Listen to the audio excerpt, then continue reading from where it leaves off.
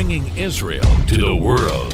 This is IBN News. With News of Israel, I'm Susan Michaels. Following a fiery crash landing in the Negev Desert Tuesday, IDF Central Command has ordered all of its Yasher-type Sikorsky helicopters grounded until further notice.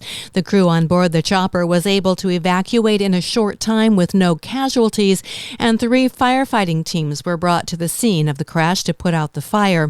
According to a senior Air Force officer, the crash occurred during a routine training flight with 3 crewmen and 11 Shaldag Special Forces fighters on board.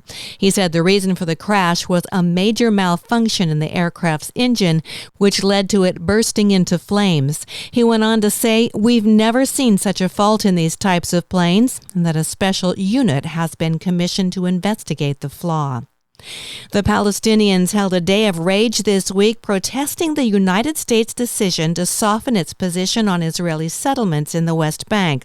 The demonstrations, backed by the Palestinian Authority, turned violent in several locations, including the village of Abu Dis, Rachel's Tomb near Bethlehem, Judea and Samaria Junction near Ramallah, in the city of Hebron, and the city of Tulkarm.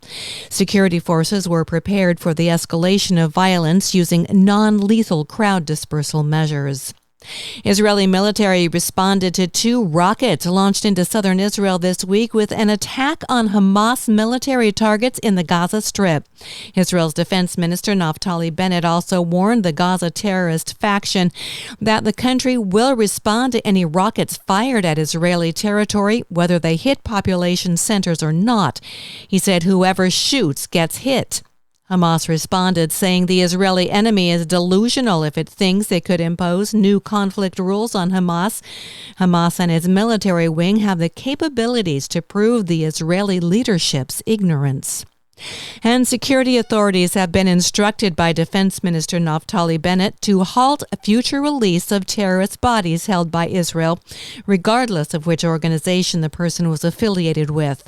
The new policy, requested by parents of Hadar Golden, whose body is being held in Gaza by Hamas, will be presented soon before the Security Cabinet for approval.